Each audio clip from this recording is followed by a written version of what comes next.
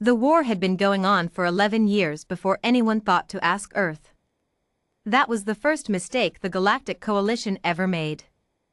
Zoe Vrethan, battle strategist of the 9th Meridian Fleet, stood before the holographic war table with the weight of 3 dead star systems pressing down on her shoulders. Her mandibles clicked softly, a nervous habit she had never managed to suppress, as she reviewed the latest casualty projections from the Cathar front. 400 billion lives. Gone in 11 years. And the Devourer swarm kept coming.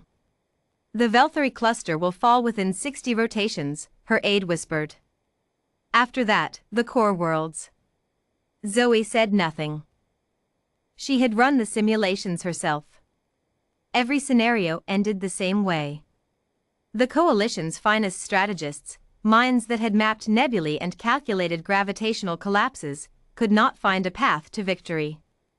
The Devourer swarm did not negotiate. It did not tire.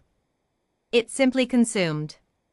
It was Admiral Prexulon who first raised the human question in the High Council chambers. There is one civilization we have not approached, he said, his blue-ringed eyes scanning the assembled representatives. A pre-contact species on the outer rim. Designation, Sol 3. Common name, Earth. The chamber erupted. Primitives, someone scoffed. They still use chemical propulsion. They have wars with each other, another delegate said, as if this settled the matter. Zoe had stayed quiet. She had done something the others had not, she had read the reports.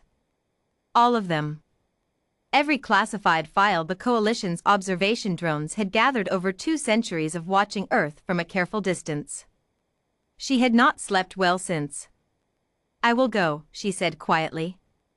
The chamber fell silent. I will make first contact with the humans. And I will ask for their help. Humanity's answer came in 9 days. 9 days, faster than any civilization in Coalition history had ever mobilized a response to first contact. Zoe had expected confusion, panic, political deadlock. Instead, she received a single transmission from a man named Ethan Mercer, fleet commander of the newly formed Earth Expeditionary Force. He had a calm voice. Steady eyes. A jaw that looked like it had been carved from the same stubborn material as the planet he came from.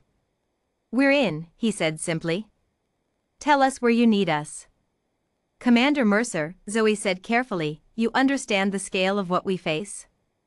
The Devourer swarm has consumed 11 star systems.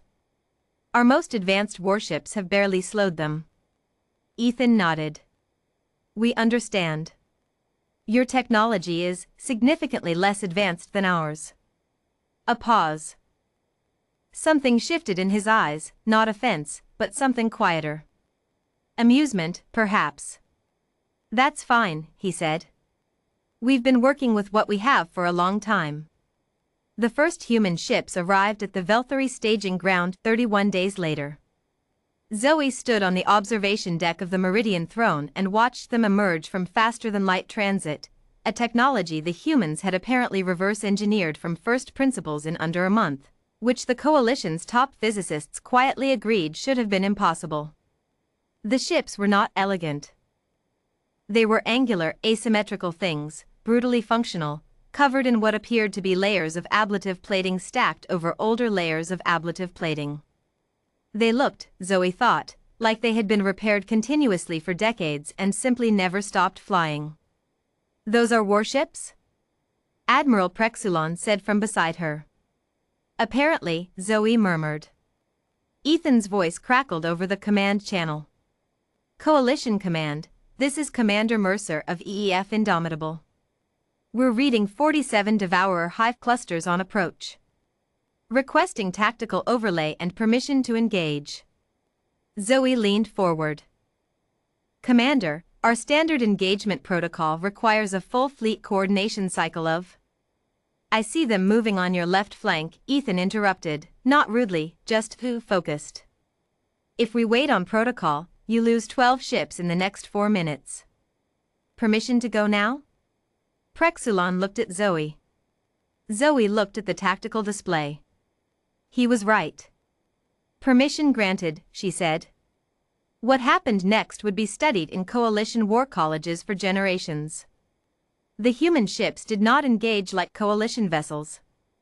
Coalition doctrine was elegant, coordinated firing solutions, precise geometric formations, calculated withdrawal patterns designed to minimize losses.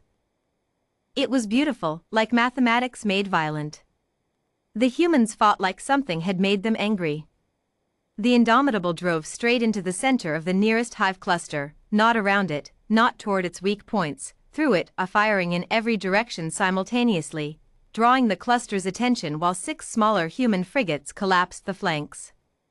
The swarm adapted. The humans adapted faster. When a Devourer unit found a gap in their formation, a human ship was already filling it, having apparently anticipated the move 3 exchanges earlier. They're reading the swarm's behavior patterns, Zoe realized aloud. In real time. Without computational assist. Impossible, her aide said.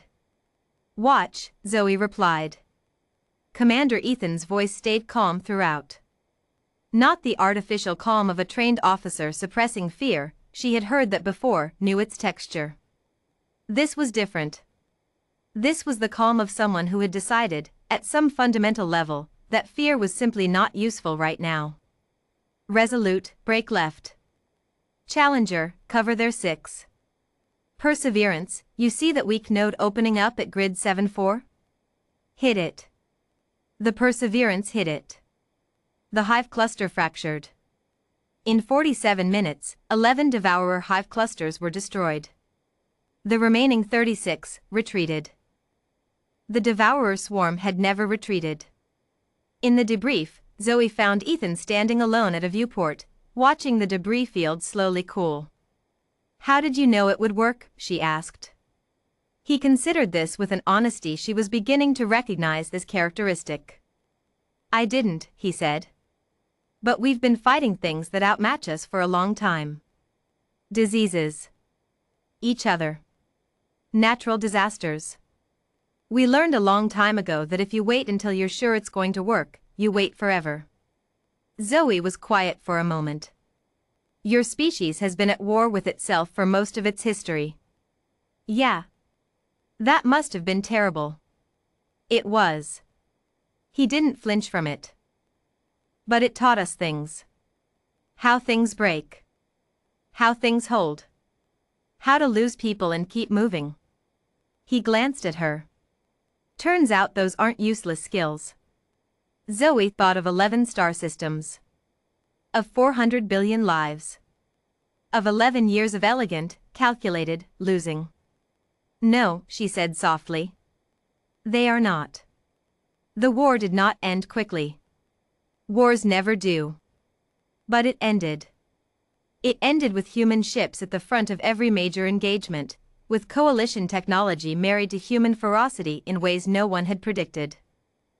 It ended with Ethan Mercer's gray-streaked hair and steady voice directing the final push into the swarm's core, with Zoe Vrethan at his side translating his instincts into coalition tactical language fast enough to keep 50 alien species alive. It ended with the swarm of the unconquerable, the all-consuming, breaking apart before a species that had spent 10,000 years learning how to refuse to die. Afterward, in the quiet, a coalition historian asked Zoe what had surprised her most about humanity. She thought for a long time.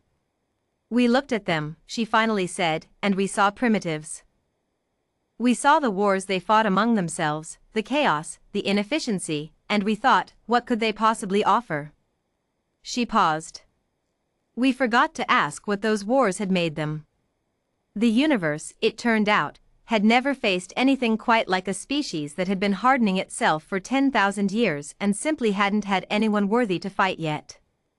Until now.